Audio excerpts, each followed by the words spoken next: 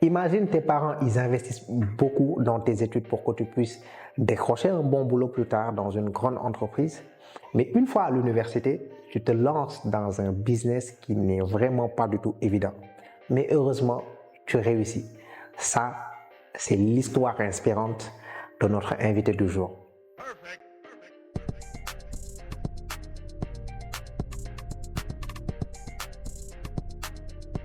Hello, hello, bienvenue sur Business Expertise. Moi, c'est Manu Arthur et ici, on parle d'entrepreneuriat, de business, on parle de création de richesses et d'opportunités en Afrique.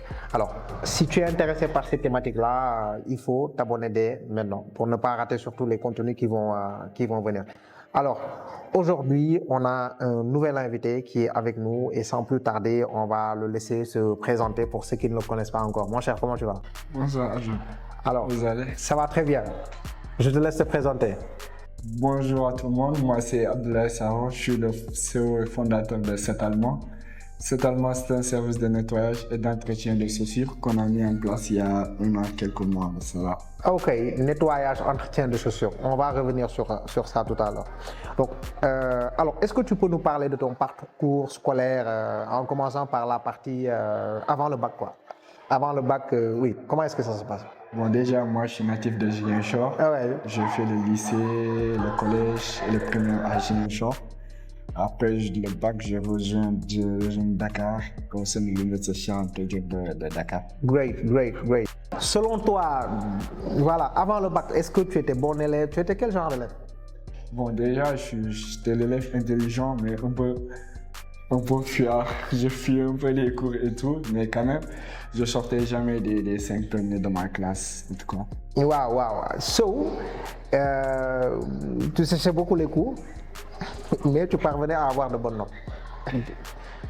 Comment est-ce que tu faisais? Comment est-ce que c'est possible? Parce que, bon, selon les gens, pour avoir de bonnes notes, il faut être régulier dans les cours. Comment est-ce que tu faisais pour avoir de bonnes notes? Bon, déjà, faire les cours et apprendre, c'est pas la même chose. Déjà, moi, j'apprenais les cours. J'avais d'autres trucs à faire à côté et je cherchais un peu les cours et tout. Mais quand même, j'apprenais et tout. Jusqu'à présent, c'est cette même méthodologie qui m'a suivi, qui m'a permis de faire business études. Yeah, je comprends. C'est-à-dire que le plus important pour toi, c'est le travail que tu fais après le cours. C'est pas forcément durant le cours. Et moi aussi, bizarrement, c'est ce que j'ai remarqué. Les meilleurs élèves dans les les meilleurs élèves, c'est toujours ceux qui travaillent après le cours.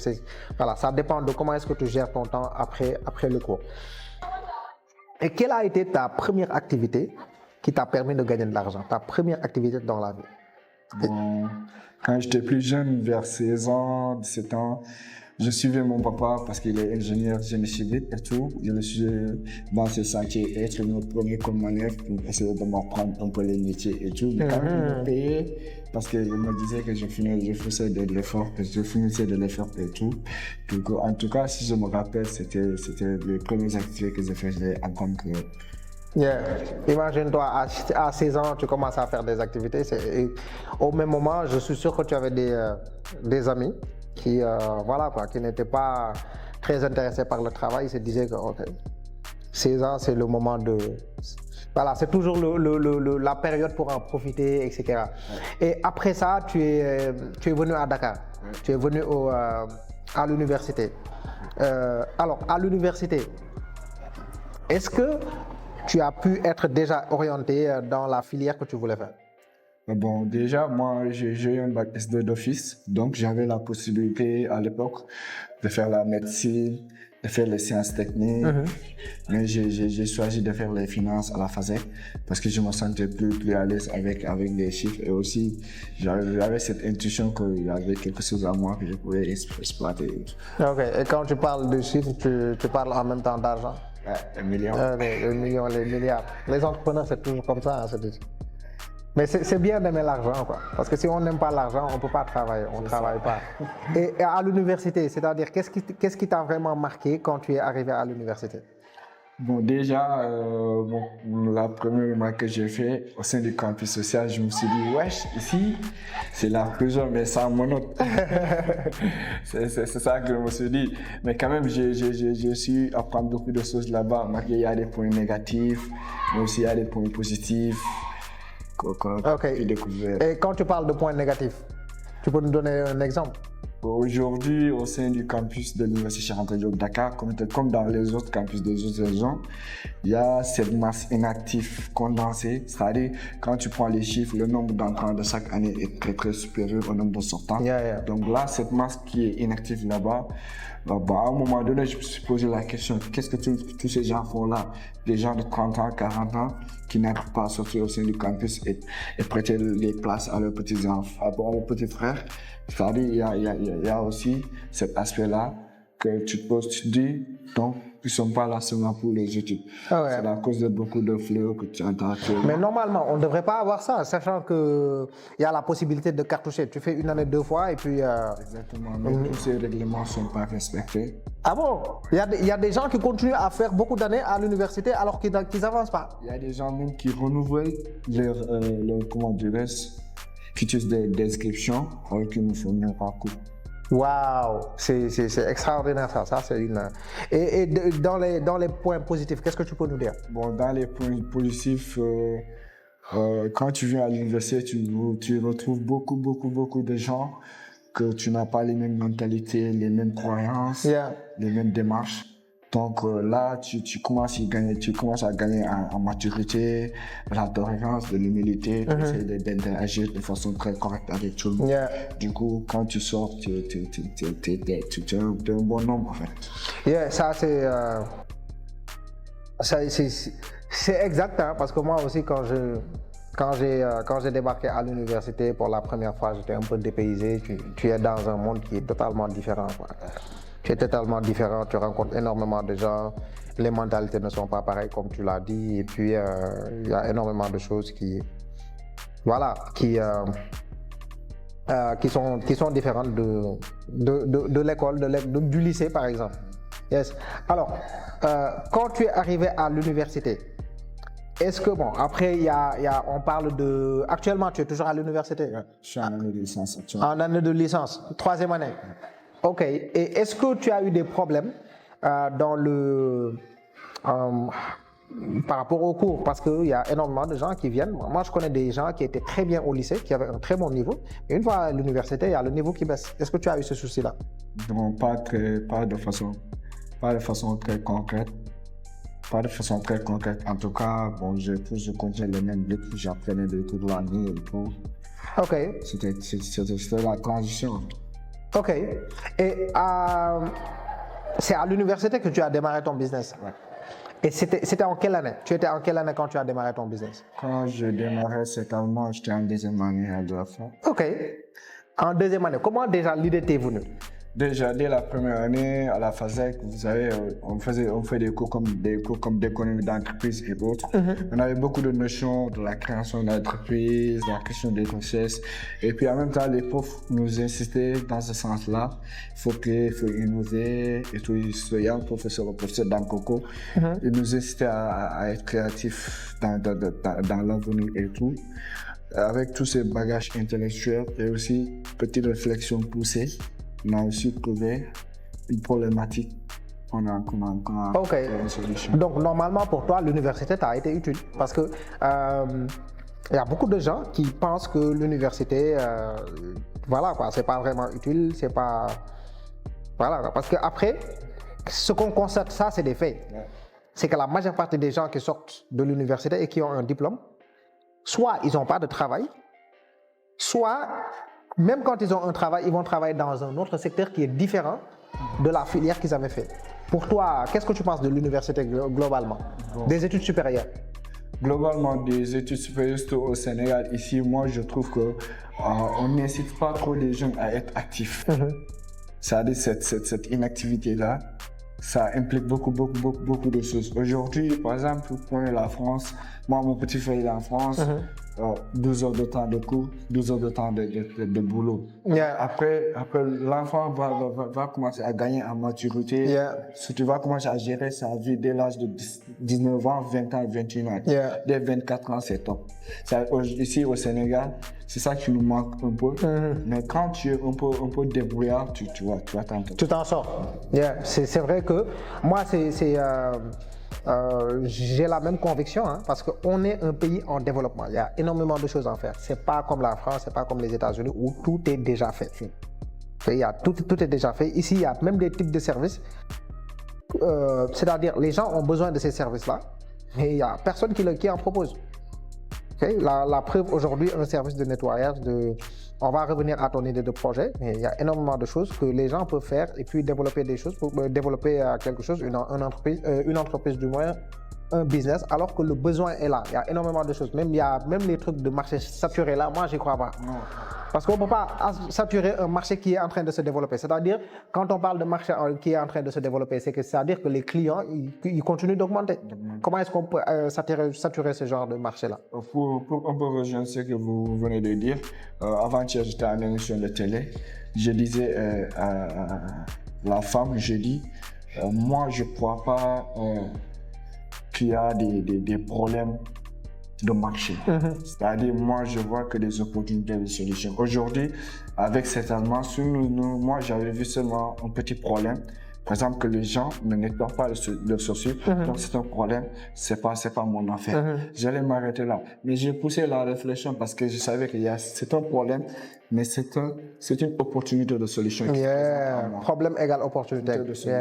C'est une opportunité de solution qui se présente à moi. Donc, c'est à moi, personnellement, de pousser la réflexion, de trouver une solution. Aujourd'hui, vous parlez de beaucoup d'activités génératrices qui sont là, de revenus qui sont là.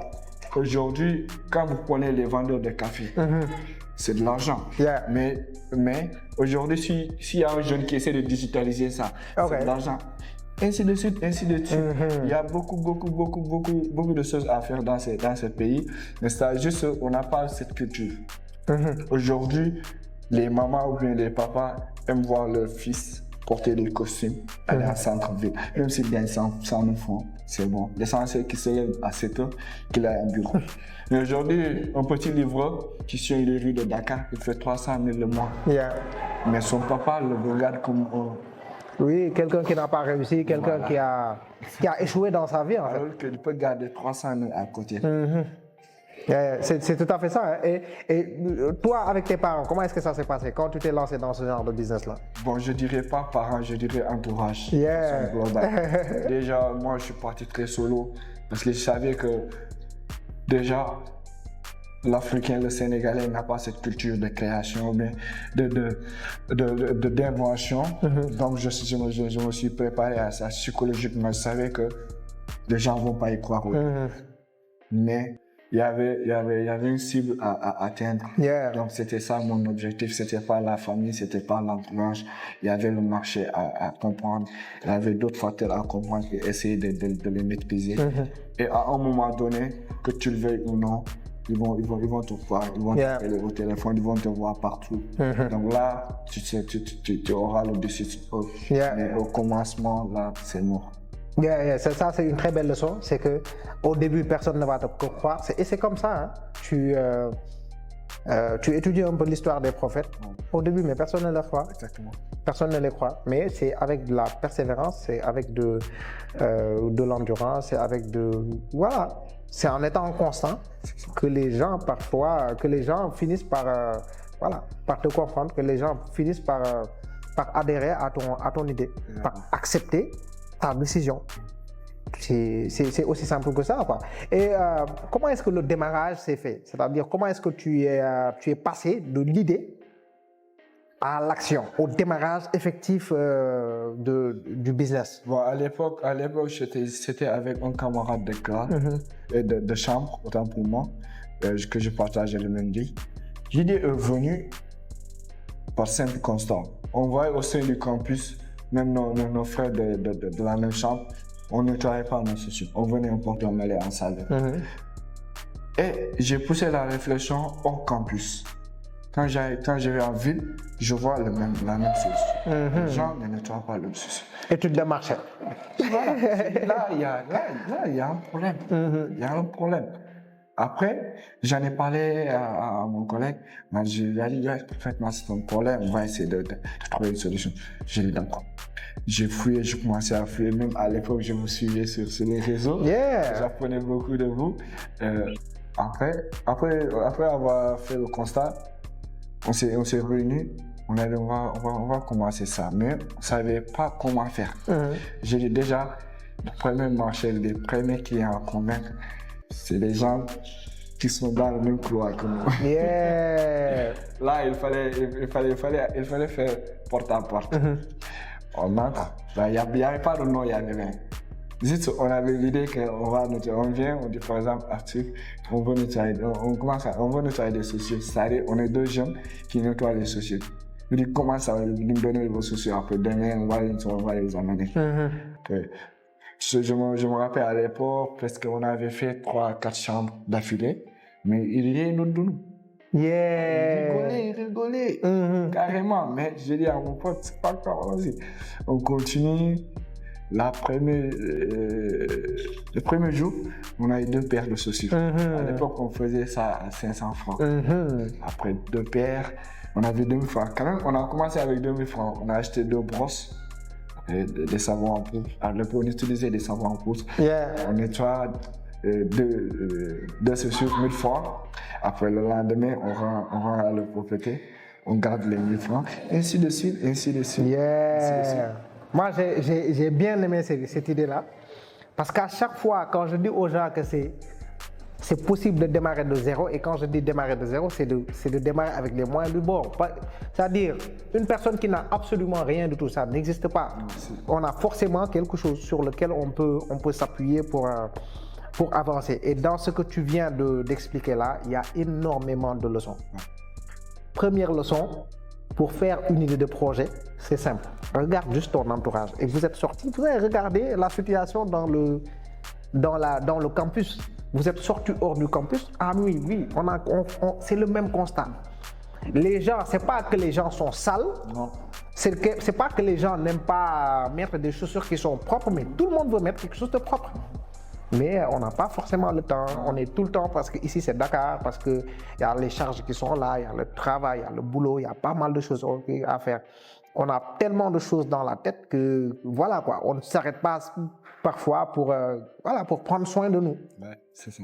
Et c'est ça. L'étude de marché a été très simple. On regarde l'entourage, on demande aux gens, etc. Et puis c'est bon.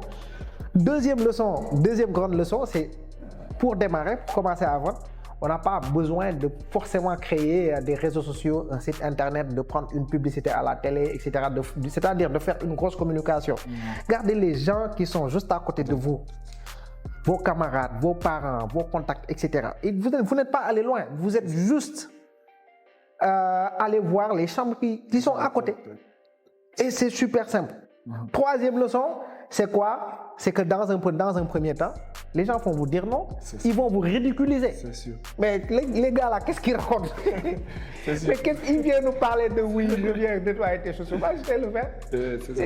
Ils vont vous ridiculiser. Et après, mais si vous n'êtes pas tenace, mais vous abandonnez. Et heureusement que voilà, vous avez eu l'esprit d'entrepreneuriat et vous avez continué quoi.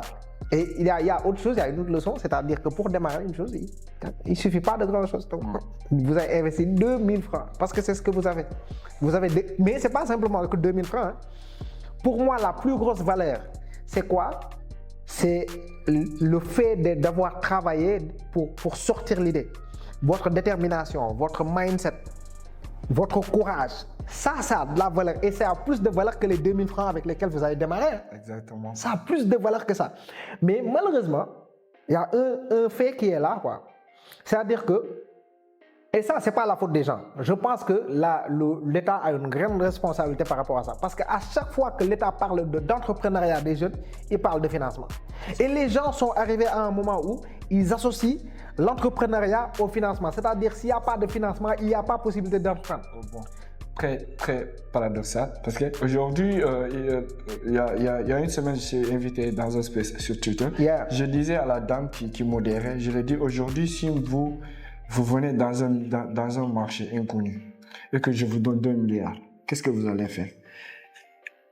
Elle m'a pas répondu. J'ai dit, qu'est-ce que vous allez faire? Elle m'a pas répondu. Je lui ai répondu, vous allez rien faire.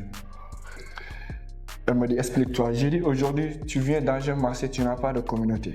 Tu connais pas l'impact réel. Je parle de l'impact réel de ton produit. Tu n'as pas testé? Ou de tes services. Tu connais pas l'impact réel. Juste une étude que tu as fait. Oui. Mais quand on te donne l'argent, tu vas le jeter par les fenêtres. Easy. Tu vas le jeter par les fenêtres. Aujourd'hui, moi, quand je parle de financement, moi, à part l'année passée, quand je faisais partie des meilleures startups, que j'ai reçu de l'argent d'autres.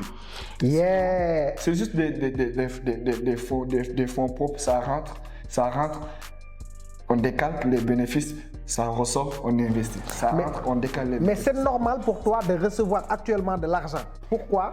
Parce que, c'est-à-dire, au début, ce qu'on teste, c'est quoi? C'est la viabilité du projet. Exactement. Est-ce que c'est un bon projet? Est-ce que le marché est là? Est-ce que le besoin est là? Est-ce que le projet est viable? Et pour ça, on n'a pas... C'est-à-dire, le démarrage, c'est des tests. Mais on ne teste pas avec de l'argent. Non. Mais après, les organismes de l'État qui sont là, qu'est-ce qu'ils font? Ils viennent donner à des gens qui n'ont même pas encore testé leur idée, ils viennent leur donner des millions. Ils vont gaspiller ça. C'est-à-dire, un projet, c'est des phases. La première phase, c'est une phase test, on ne risque pas. Après, quand entrepreneur, c'est prendre des risques. C'est prendre des risques calculés. On vient, on teste. Maintenant, c'est bon. On doit accélérer. C'est à ce moment-là qu'on doit injecter. Parce qu'on est sûr que ça, c'est bon. On a testé, c'est bon. On met de l'argent. C'est aussi simple que ça, quoi. Et après, c'est-à-dire, vous avez commencé, etc. C'est-à-dire, quelles ont été les autres actions que vous avez menées pour vraiment développer votre activité? Après la première phase au sein du campus, les gens commençaient à parler de gauche à droite. Je me suis encore posé. J'ai pris mon téléphone. Parce que moi, j'étais trop digital, moi. J'aime trop les réseaux et tout. Yeah. Je me suis dit, bon, ça ne devrait pas seulement se limiter au campus. Parce que j'ai remarqué le constat hors du campus. Donc, comment faire pour que quelqu'un comme Arthur peut s'y accéder? J'ai créé Twitter. Parce que j'étais déjà sur Twitter, j'avais beaucoup d'abonnés sur mon compte professionnel. Mais j'ai créé un compte professionnel pour cet mois, ainsi qu'Instagram, Facebook et tout. Donc, j'ai posté là-bas le boulot qu'on faisait petit à petit. Les gens hors campus nous appelaient. Alors, c'est cet allemand, oui, allez, venez prendre nos choses et tout. Après, à l'époque, je prenais les cars rapides, je descendais dans les rues. Mais moi, je prenais les cars rapides, je ramassais tous les chaussures. Je faisais que jusqu'à 17h, je descends, je jette mon sac, je vais au ramassage. Tôt le matin, on nettoie. La nuit, je passe à prendre mes courtures, mais puis je les apprends jusqu'à 4h, 3h, je viens dormir. Le matin, on nettoyait père, vers midi, on va faire. J'ai fait cette routine pendant plusieurs mois. Mais check ça. Mais ça valait le coup. Ça valait. Il fallait une communauté. Il fallait une communauté, il fallait un cible qui était prêt à payer le prix. Yeah. On a travaillé sur ça. Rien que le mois passé, quand j'ai allumé ma machine, j'ai regardé nos bases de données, j'ai retrouvé plus de 600 clients. Waouh, qui vous en fait confiance. Et parce qu'aujourd'hui, moi, quand je parle des clients fidèles, je parle de, par exemple, quelqu'un qui est revenu. Yeah. Je les ai comptés. Je ne parle même pas de nouveaux clients. Je les ai comptés, c'est plus de 600. Mais j'étais trop content. Yeah. Je savais qu'il y a cette communauté que je me suis fixée depuis le début. J'ai commencé à l'atteindre petit à petit. Donc, après avoir créé les réseaux sociaux et tout, on postait et c'était facile. Avec l'Internet aujourd'hui, tu peux aller là où tu veux. Yeah. Ça, c'est aussi une opportunité que, malheureusement, c'est-à-dire les gens, ils oublient que à l'époque de nos parents, c'est-à-dire pour être célèbre, pour se faire connaître, même pour promouvoir quelque chose, tu as besoin de payer. Ouais. Tu payes flyers, tu payes publicité, tu payes à la radio, tu payes pas de publicité, tu payes. Il n'y avait pas moyen de se faire un nom sans payer. Mais aujourd'hui, regardez le switch qui s'est fait.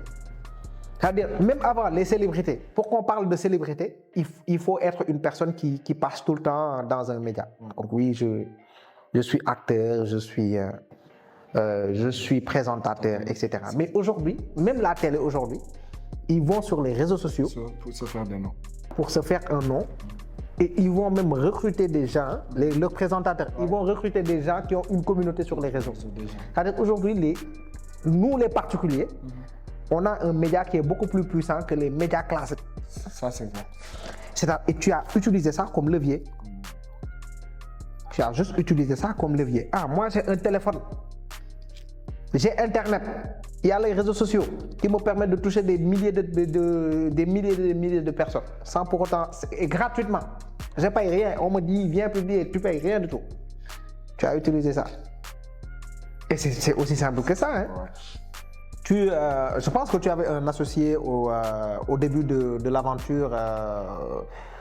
Comment est-ce que ça s'est passé par la suite? Oui, après, au début, j'étais avec un camarade de classe. Yeah. On travaillait ensemble après la suite. Il était dans d'autres activités et tout. Mais jusqu'à présent, on est en contact parce qu'il y avait le marché du campus social que lui, il gérait. Yeah. J'ai géré le marché de hors campus. Après la fermeture, il était passé dans d'autres activités. Ah, ok. Il était focus dans. Ok. Jusqu'à présent, moi, je suis focus parce que je sais qu'il y a le marché, il y a l'agence. Ok, tu es toujours dans ça. Et la famille? La famille, parce que quand tu es à l'université, la famille, elle se dit que, voilà quoi, nous, notre fils, il est à l'université, il va être diplômé, il va travailler dans un bureau et tout d'un coup, quand ils ont su que tu es dans ton business, quoi. Moi déjà, je parle pas de famille de façon restreinte, je parle d'entourage de façon globale. Aujourd'hui, nous, en Afrique, au Sénégal, nous aurons la mentalité de costume, cravate, bureau, c'est-à-dire il faut porter un costume, aller en centre-ville, travailler dans les bureaux climatisés. Même si tu gagnes 100 000 francs, on s'en fout. Yeah. L'essentiel que tu te réveilles le matin, que tu te mets en costume. Mon fils a réussi. Que tu pars travailler.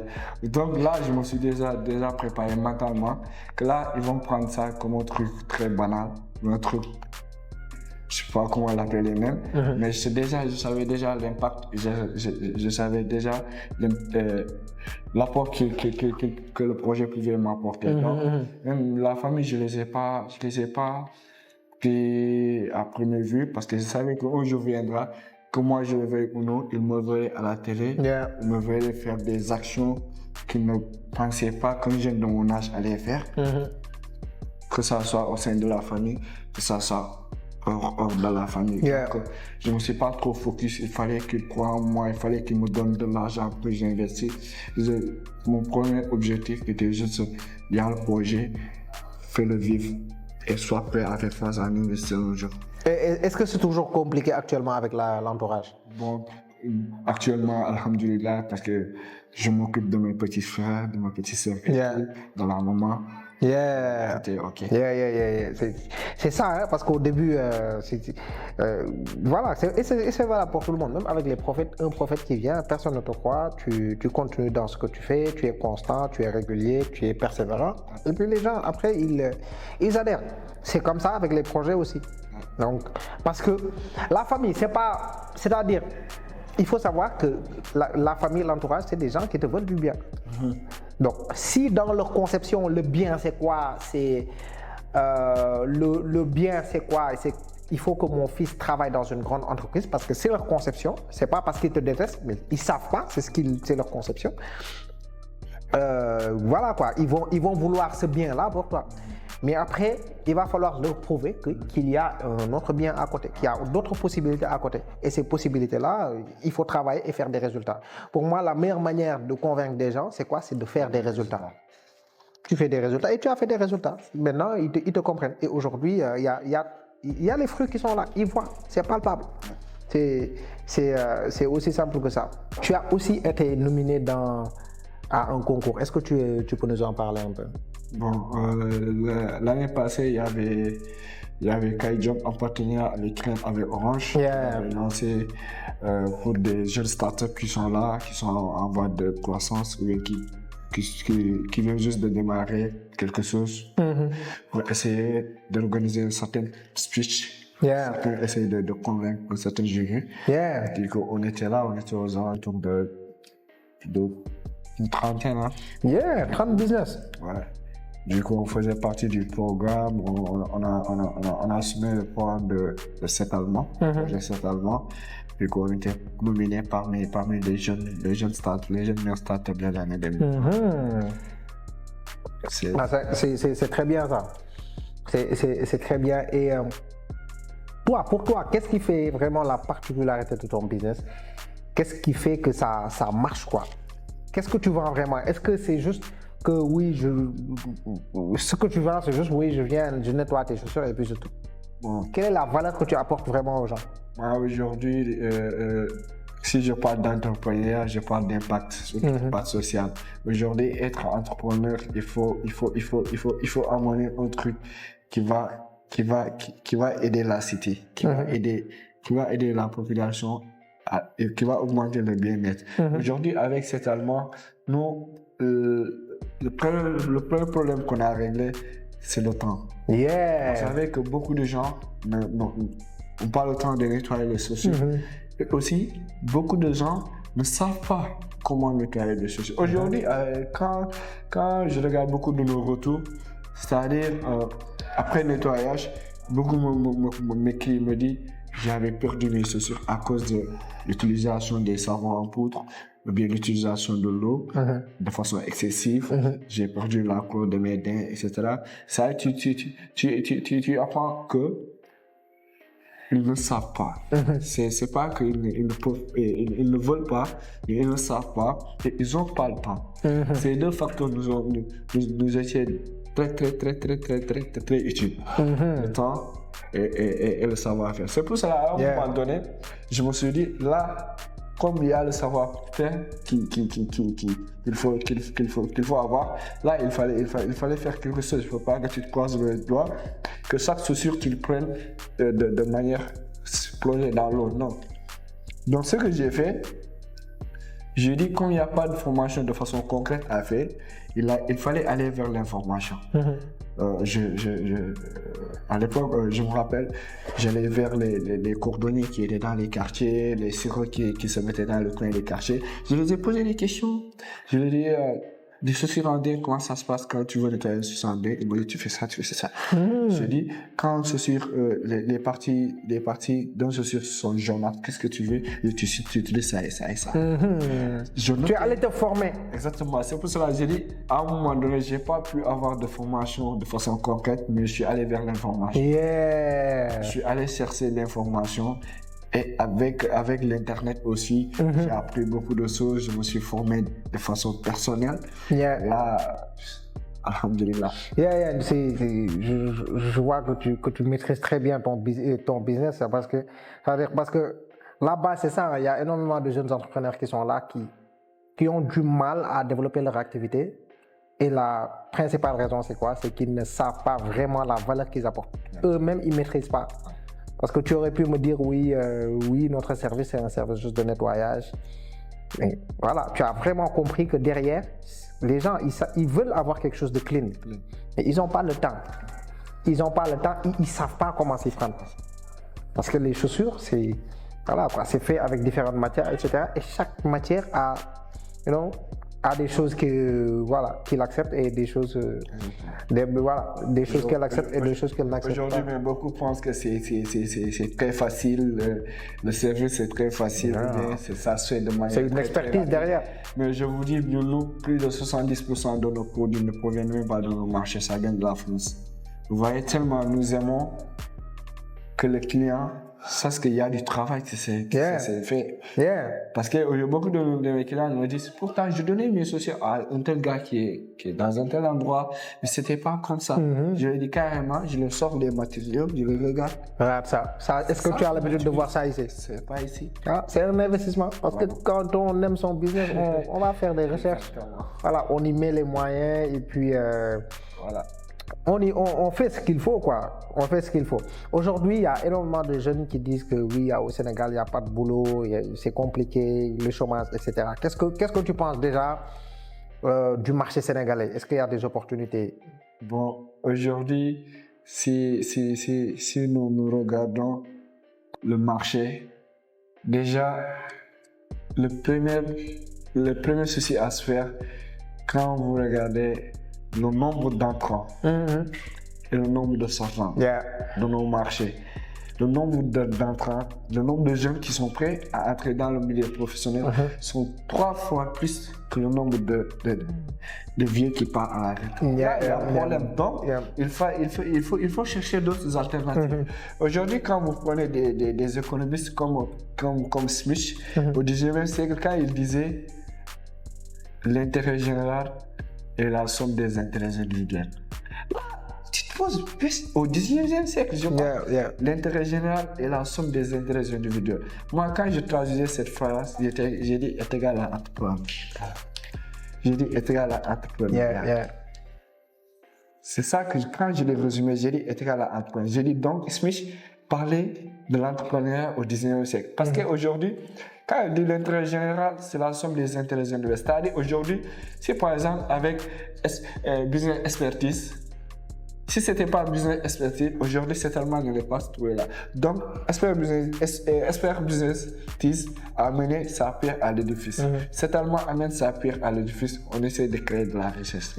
Ainsi de suite, ainsi de suite, ainsi de suite. Cette dynamique-là, quand on va essayer de le suivre, à un moment donné, il y aura forcément de la croissance.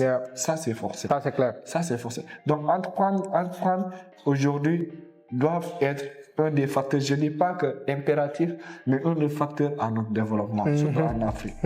Parce qu'il y a de la richesse, il y a des opportunités, mais juste, il n'y a pas cette masse, cette main-d'œuvre qui est prête à exploiter ça. Aujourd'hui, quand moi je parle de chômage, moi déjà, je n'aime pas du chômage.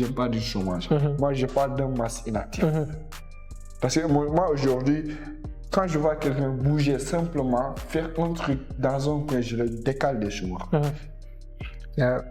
Aujourd'hui, quand on voit la définition de chômage, il faut avoir ça, il faut avoir ça, il faut avoir ça. Moi, je ne prends pas tout ça en compte. Moi, quand tu bouges un peu, je te compte. Tu n'es plus chômeur. Donc, cette masse inactive-là, il faut la réveiller. Il faut la réveiller pour espérer le bonheur. Je suis tout à fait d'accord. Hein. Il y a une masse inactive qui est là et c'est des gens qui veulent faire des choses. Hein. Mais si on veut et qu'on n'a pas les compétences, qu'on ne sait pas par où commencer, parce que l'école ne nous a pas dit concrètement par où commencer. Ça, c'est un gros souci. Aujourd'hui, à l'université, on apprend des connaissances qui sont générales. Et c'est la raison pour laquelle aujourd'hui, quand tu es à l'UQAT, quand tu es dans une université, tu es obligé, moi par exemple, qu'est-ce que j'ai fait? J'ai été obligé de me former, de rajouter des formations à ma formation à l'université. C'est pareil aussi. Quand j'ai commencé le projet, je voulais pas aller dans l'informel parce que je savais que il y a de la viabilité dedans. Donc dès le début, je me suis inscrit auprès de l'APIX, mon INEA, RC et tout. Donc il fallait aussi que je maîtrise un peu les réseaux sociaux, mais aussi les logiciels comptables qu'il fallait utiliser pour essayer de gérer de façon... Et malheureusement, c'est des petites choses qu'on n'apprend même pas à l'école. Alors que j'ai fait 2 ans à la FASEC, je ne savais même pas comment utiliser ça, les comptables. Une année dans une école de formation de la place, je savais utiliser ça, je savais tous les logiciels comptables, on les utilisait en classe. Du coup, l'enseignement général... Donc, tu fais une université, tu n'es même pas opérationnel. L'enseignement général, entre guillemets, moi je dis il faut qu'on essaie de revoir ça de manière très très générale. Je ne parle même pas à l'échelle microscopique, mais très très générale. Aujourd'hui, on ne peut pas passer 20 heures de temps en classe. Parce qu'on est dans un monde de compétences. Le savoir, tout le monde a besoin. Tout à fait. Tout le monde. Donc on le voit qu'il faut gagner. Mais la main. C'est ça qui... Vraie compétence. Qu'est-ce que tu sais faire concrètement? Aujourd'hui, quand tu vas dans le milieu de salariat, quand on parle de salaire, c'est là que les employés se distinguent. Tu gagnes le salaire sur ça. Tout à fait. La salaire de base, c'est la même chose. Qu'un comptable, un fiscaliste, vous avez le même salaire. Le même salaire. Mais ce salaire.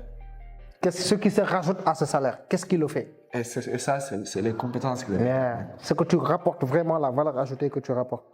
Ton impact dans l'entreprise qui fait ta valeur dans l'entreprise. Je comprends.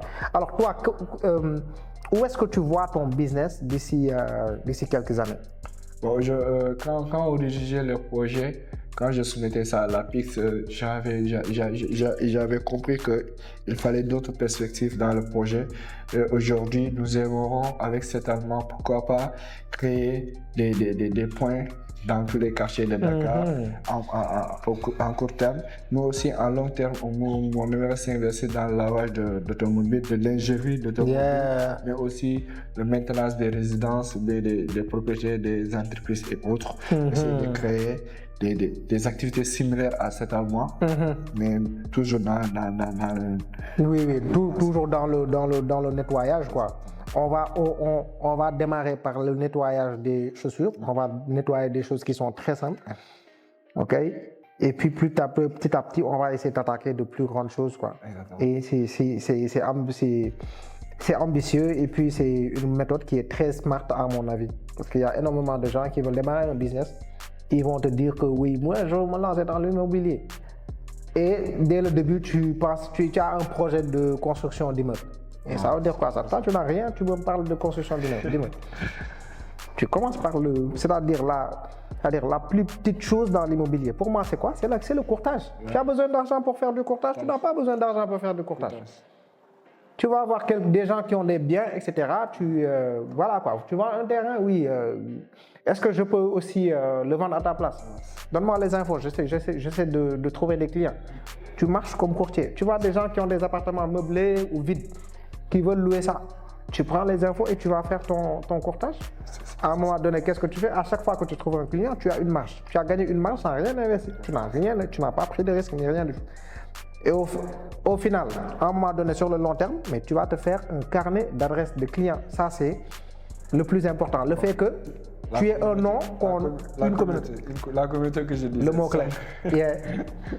Ça revient au même. Parce que quand tu as une communauté, c'est la communauté qui va te recommander. Même si la communauté n'achète pas, la communauté va te recommander à d'autres personnes. Ça, c'est clair.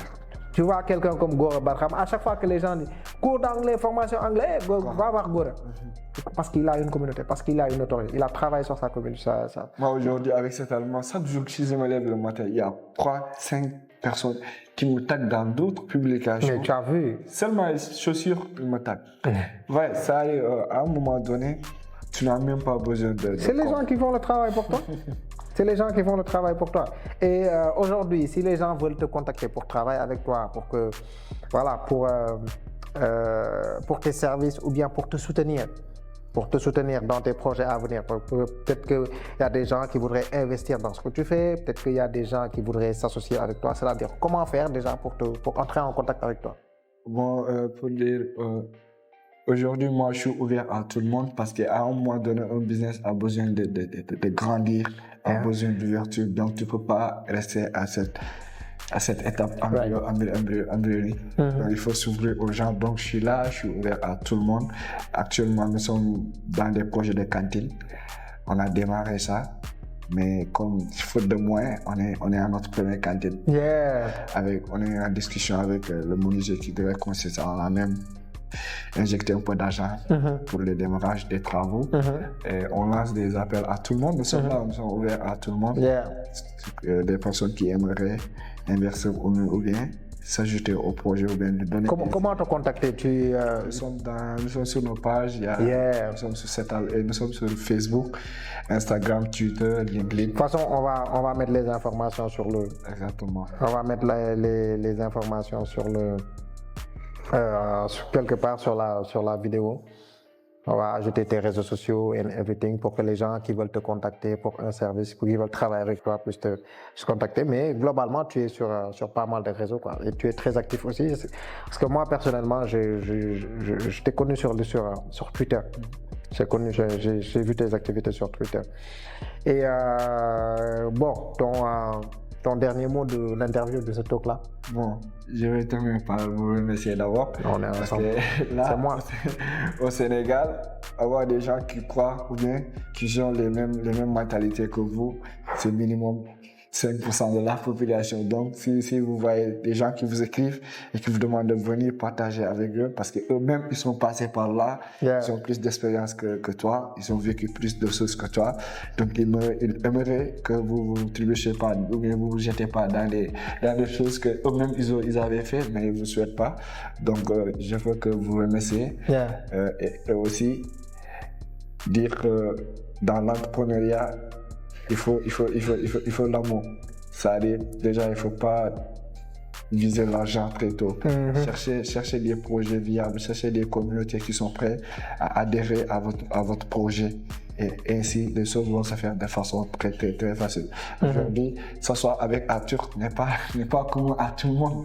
Donc, quand Dieu me le permet, c'est parce qu'il a vu un certain talent, ou bien quelque chose en moi qu'il a permis de m'appeler pour qu'on fasse une interview. Vraiment, je vous remercie. Et aussi, je remercie ma communauté. Je remercie mes employés. Et aussi mes amis et autres. Tout à fait. Hein. C'est vraiment à mon honneur. C'est tout à mon honneur.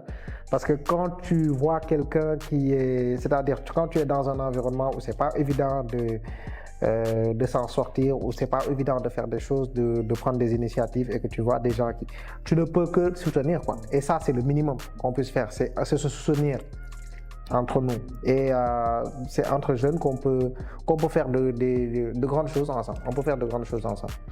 Et moi, je vais te remercier pour toute la valeur que tu viens de nous partager, parce que moi, j'ai énormément appris de ce que tu viens de dire. Je vais te remercier aussi parce que tu es très sollicité aussi pour ta disponibilité et ta générosité. Okay?